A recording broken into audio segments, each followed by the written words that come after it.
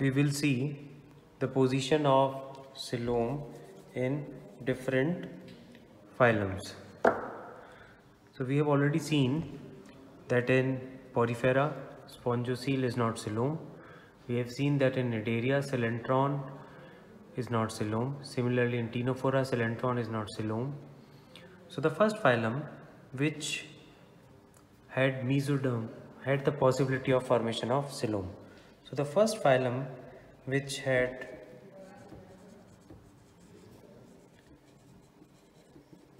mesoderm is Platyhelminths.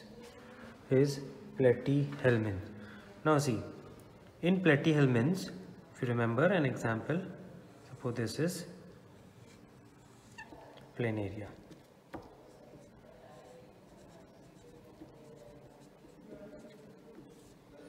We cut a section of planaria and we'll see the body wall.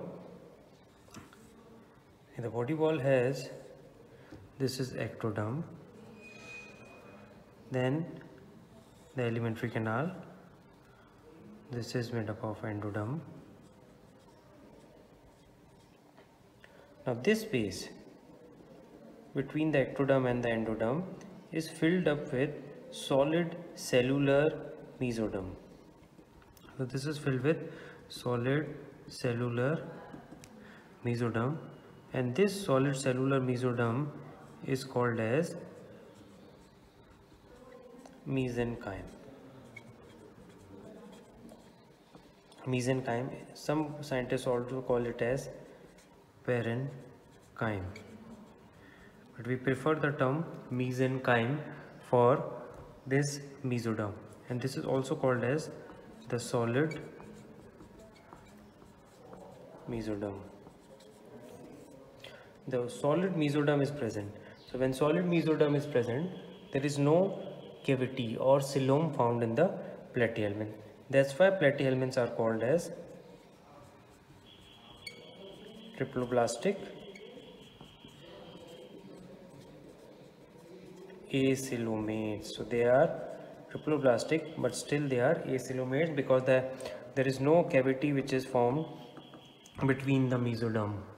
So platyhelminths, they are triploblastic, but they do not have any coelom. So this is the first phylum. Platyhelminth is the first phylum to show presence of coelom. And the next phylum is Aschelminths. Now in Aschelminths, for example, Nematoda. In Nematoda, we have round bones, if you remember Ascaris. When we cut a section of the body of a nematode, we will see that the body is in form of a circle, round body. Then this is the ectoderm, this is the endoderm. Now here in Aschelminths, the space between ectoderm and endoderm is having muscles. These are the muscle bands. The muscles are mesodermal in origin. The muscle bands are present, and surrounding the muscle bands is present mesodermal lining. So the mesodermal lining is present in Aschelminths, but the mesodermal lining is present in form of patches.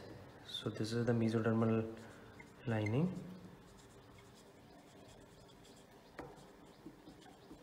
and the mesodermal lining is in form of patches.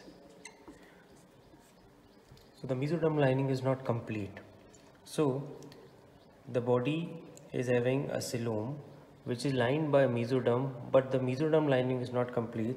So such type of a coelom is called as pseudocoelom.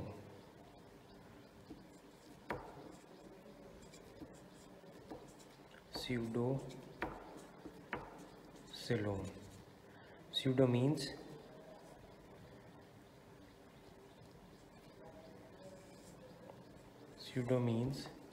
false. Okay, so false coelom. Such type of coelom is found in Nematoda, Chinorhyncha, Gastrotricha, Rotifera, etc. etc.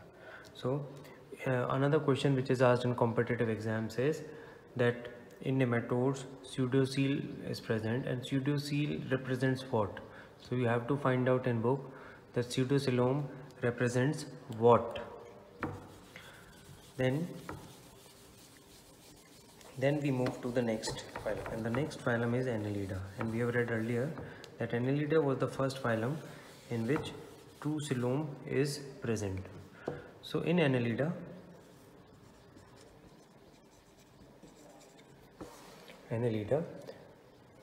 now see, if you remember any example of Annelida, okay, earthworm,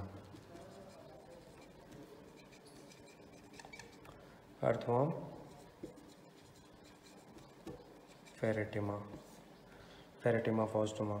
So we'll see in Pheretima, this is the body. We'll cut a section. When we cut a section, we'll see this is the ectoderm, the body wall, and this is the alimentary canal. Now, just inside the ectoderm is present a very thin layer of mesoderm, the mesodermal lining, and that mesodermal lining is called as peritoneum. Similarly, a peritoneum layer is present on the outer side of the alimentary canal. So both the body wall, see, this is the ectodermal, that is the body wall, and this is the endodermal alimentary canal, and this is mesodermal lining. The lining which is present inside is called as the visceral peritoneum, and the lining present towards the body wall is called as the somatic peritoneum, and this space which is lined by mesoderm on both the side is called as a true coelom. So in Annelida is the first phylum which is triploblastic coelomate. So the first phylum triploblastic was Platyhelminth, but in Platyhelminth coelom was not present. In Annelida we see that between the body wall and the alimentary canal, both the sides are lined by mesodermal lining, the somatic and the visceral peritoneum.